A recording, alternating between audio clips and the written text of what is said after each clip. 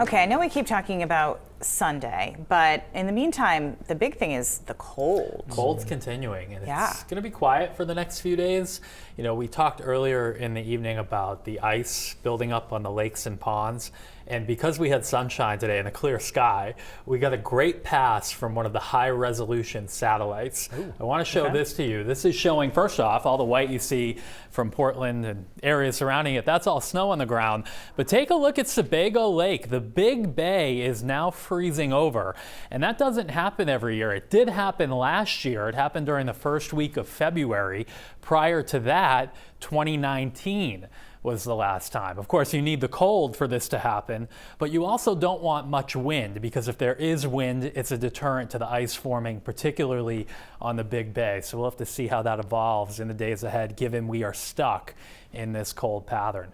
Right now it's 10 in Bangor and Lewiston, 7 in Portland, we're at 8 in Wiscasset. We do have some clouds that are moving in.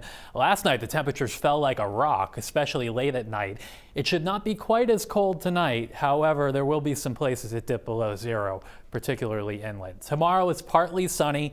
Temperatures that get back into the lower 20s in central and southern Maine. I don't think we have quite as clear and blue of a sky like we had today. There should be a few more clouds. 20 in Bangor, 22 in Portland, and teens up north tomorrow. Tomorrow night there is a little front that comes down, and there could be a flurry or snow shower, especially up north. Friday, I think in central and southern Maine, it's a little bit colder than tomorrow. Up north, not quite as cold. Temps on Friday generally going to be in the teens. Then all of our attention turns to what will be a big developing nor'easter off the east coast. It's going to intensify rapidly, but the odds favor it staying far offshore. Even if it's far offshore, though, the snow shield may still come close to coastal Maine on Sunday. So we just have to watch the exact track for this. The best chance to get accumulating snow is going to be on Cape Cod and in Nova Scotia. A much lower chance to the northwest. Right now we think the snow gets close to the coast, but it's not a guarantee it comes in on Sunday. So we'll just have to keep watching the track of the storm, which will come into more precision over the next day or two. Given it's such a large storm, though, there will be a gusty north-northeast wind, 30 to 40 miles per hour, whether we get the snow or not.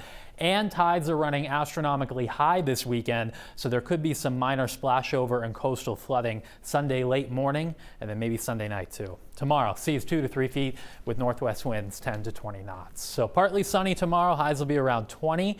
And then on Friday, it's a tad colder. We probably stay in the teens with a few flurries around. Saturday looks good. Best day of the weekend with sunshine, high temperatures in the low 20s. Yeah, still cold, but at least we'll have sun.